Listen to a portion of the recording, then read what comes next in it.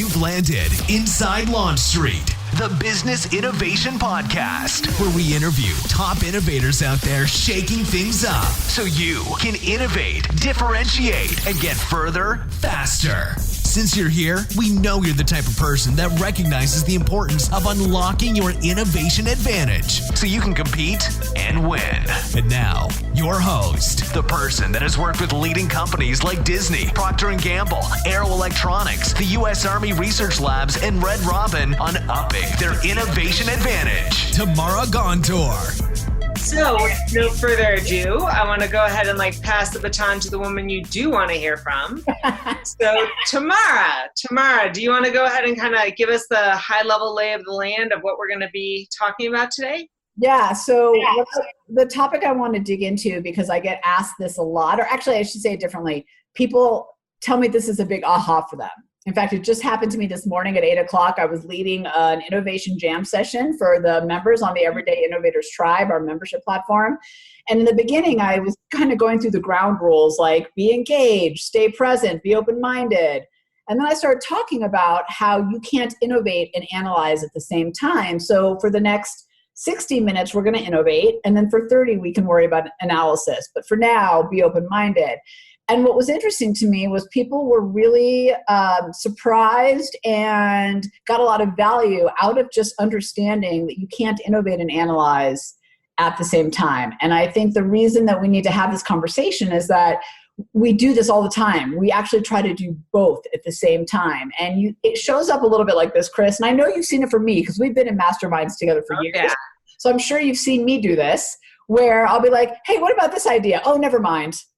I shut it down before I even get it out there. Or it'll happen in my head where my brain, my little lizard brain's like, no, Tamara, don't come up with that idea. That's stupid, right? Judging it before I even say it. So the challenge is our brain cannot innovate and analyze at the same time. So we think we're innovating and just kind of judging, but we're actually shutting down all of innovation.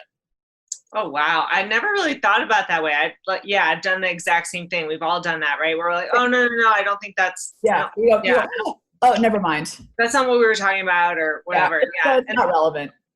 So is that so I'm curious, as a pitfall, right, around our ability to innovate, right? I really hear, right, there's this tension, right, between innovation and analysis. So will you talk a little bit more about why this is so difficult and just how this shuts down innovation? Yeah.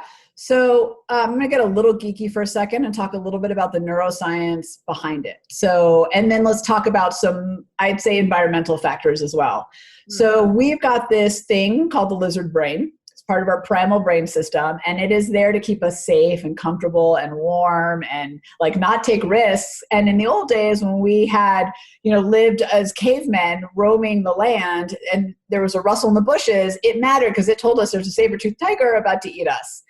But today I was about to say boardroom life that we live in, but now I should be like the virtual world that we all live in. Here we are. It actually plays tricks on us. So it is that little voice that tries to analyze as you're trying to innovate. So innovation is this structure in our brains that we all have, right? It's like a loose connections of side roads all across your brain.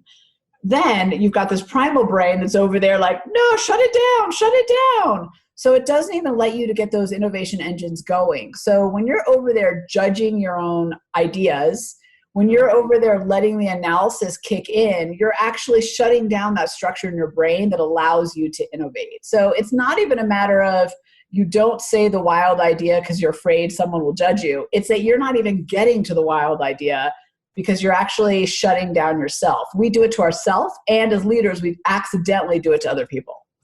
So Tamara, how do we disrupt that? Right? How do we, because I can just see myself, I'm hearing this, which is brilliant.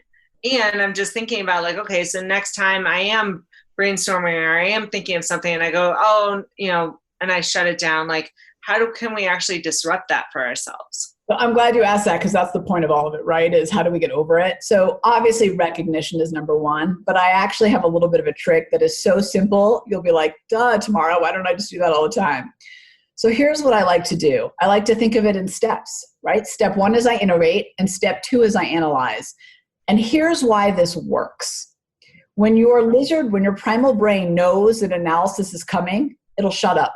Because it's like, oh, I get to do my thing later. That's fine. Okay, you can innovate and be crazy all you want. I'll get to the analysis part, right?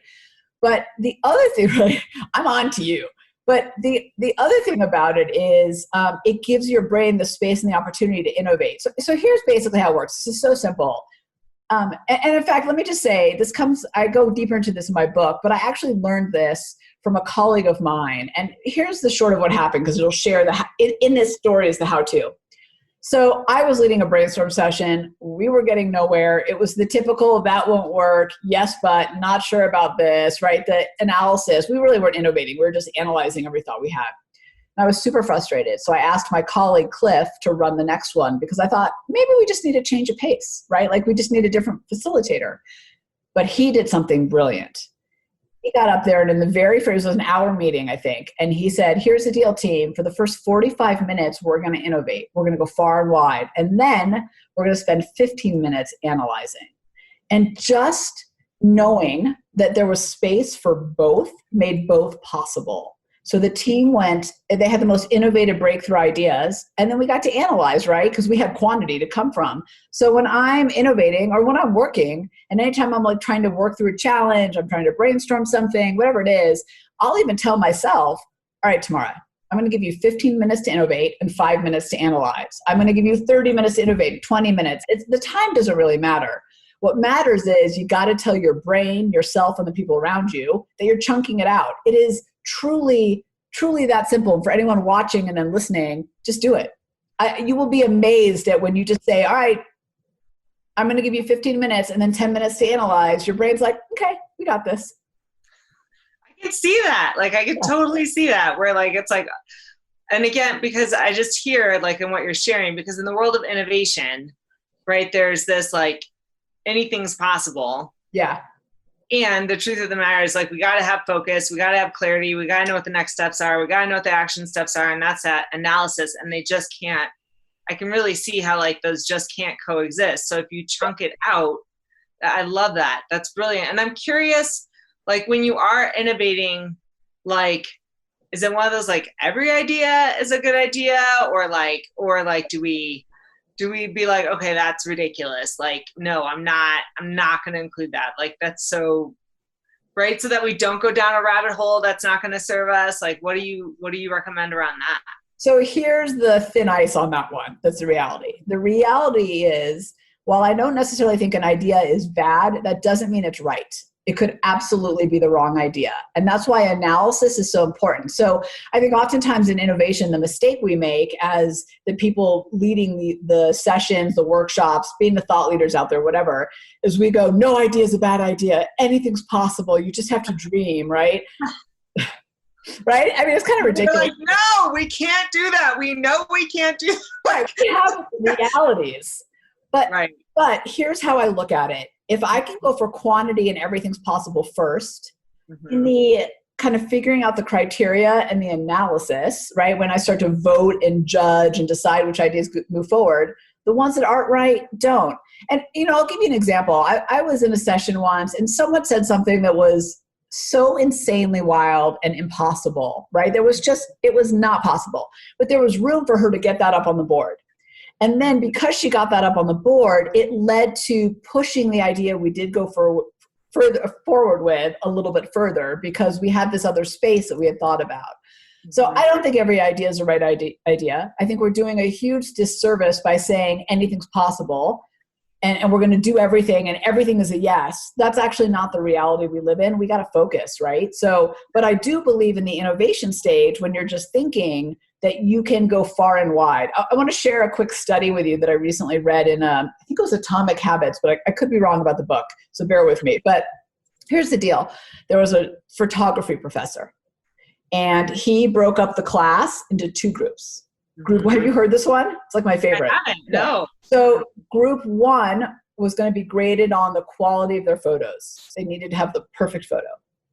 Group two was going to be graded on sheer quantity. Here was the interesting thing that professor found. The pictures that came out of group two, the quantity, were far superior to the ones in group one. Wow. So why, right? So it's a little bit obvious. I mean, you're nodding your head already, like you get it. Group one was so worried about perfection and the right solution, like the right picture out of the gate, which for us, like the right solution, the right idea, right? That they weren't trying and experimenting, exploring. Where this group over here, they tried, they experimented. They were out there taking a ton of photos, and then they got to figure out which ones were the quality ones. That to me is like the most beautiful example of innovation and then analysis, because you are allowed to experiment and play and go far and wide. And then in all that, you get to pick the one that works for you, right? The idea you should move forward. The challenge over here is when we're like trying to analyze at the same time and go for quality, is we get stuck on one solution or maybe two, right? Because we don't have enough. And then it's either, then we're stuck with something that actually kind of sucks, or we've got nothing because what we have isn't good enough. So I love that. I think that's like the most brilliant study ever done. Yeah. And it's funny because it really resonates, right?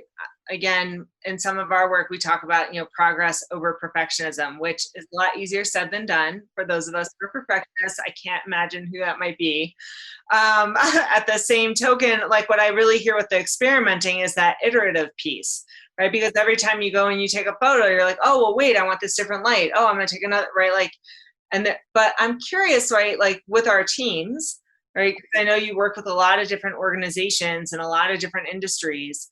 And as a leader with my team, if I'm sitting down with them and like, time is limited and I'm like, okay, I do want this quantity of thinking, but I'm probably already bringing some of my own thinking that I've already I've already had my analysis. And you'll hear this, teams will get so frustrated. They'll be like, yeah, they ask us what we think, but like the decision's already been made and either we feel like we're being placated or like, right, that our ideas aren't actually being considered.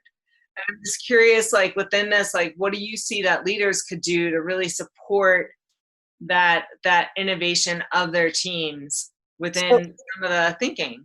Yeah, that is a great scenario, because I think it's true for a lot of us, or we've been in that place, or we're accidentally doing that. And I want to go back and ask you a question about perfectionism and innovation in a second. So let's hold on to that, because I know you so well. Like the beauty for those of you who don't know us is like, I'm like, oh my God, let's do it. And Kris is like, let's think this through tomorrow. And the balance, intentional. Right. But the balance is beautiful. But I want to ask a question about it from your perspective in a second. Here's the thing about that. I would say, and I would like your perspective on this too, because you help cultures go from toxic to like amazing, right? So, and I've seen it, like I've seen you roll up your sleeves with some really toxic cultures that I thought that's never going to get fixed. You should just call, like throw in the towel, and then you do. So there's a couple things. First of all is don't hold the meeting if you know the direction you're going to go. I would say like, don't waste people's time. Yeah, sorry, but I think that's trying to be a consensus leader, and I don't think that works because you're not actually going to do it. Consensus never happens. So that would be number one. And here's the second thing I'd say, and I talk about a lot about this in my book and on the membership site too. The part that people miss, I think, as leaders, and I've done this, is we miss the communication back. So you hold this meeting because you're like, I think I know what I want to do, but I need some more input. And maybe you adjust your thinking a little bit, right, because of the input from your team, and that's valuable. And then you head in this direction that maybe is what some people thought, but not what others. We then assume that the people on the other side are going to be okay with our idea or our solution or get why we did it, but they don't, and they don't know. And I think the key in this, it's called an complete innovation loop, is this fourth part of the loop, which is communicating back. Hey, Kris, I loved what you were saying about blah, blah, blah. I'm not going to include that as we move forward. And here's why, right? Like to me, okay, I feel like I'm getting validated because you said yes, because I'd be like, Kris, tell me what to do. I just think that we miss that. I think people need to be valued and heard, not right. We think people need to be right. That's not been my experience with teams, actually. So I don't know how you feel about that, but like either don't hold the meeting or communicate. Mm-hmm. Yes, and there's two things that you're pointing to that I'm just so aligned with, and like you said, again, if you're going to ask people what they think, right, what they need to know is that they've been heard, their thinking has been considered, and that, like you said, you loop back and you share with them the why, right? And part of it is just sharing that whole journey of your thinking, and like really acknowledging and appreciating their contribution to that. The other thing I'll put in, just in alignment with what you shared, Tamara, again, is the pitfall of consensus. Right. So we talk a little bit about the 5 different types of decision making, and leaders sometimes get lost in this, and whether they're like just really, really wanting buy-in from their team, or you could have, a leader who's struggling with a desire for validation and confidence, wants to be liked. We all like to be liked, but there's this piece when you are looking to make a decision, right? There's authoritative, which is I'm making the decision. And if you're making the decision, then just go make it. Yes. Right. But then we want you to be a leader who makes decisions. Like we want you to feel valued and heard, but you're a leader for a reason. We want to follow you too. Yeah.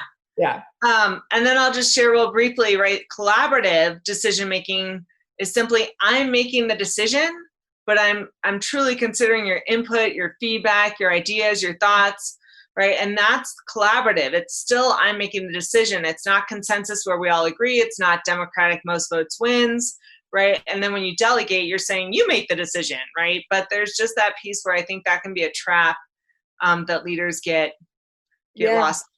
That's well said. And I think to loop it to innovation, I think it really shuts down innovation when you either have meetings that you don't actually give a shit what the people have to say, right? Yeah. I had that leader once, by the way. We would all roll our eyes going into this conference room because we knew he just wanted validation that whatever it is he wanted to do was right. Whether we agreed or not, it didn't matter. And it was so demoralizing. And we just stopped being innovative because what was the point?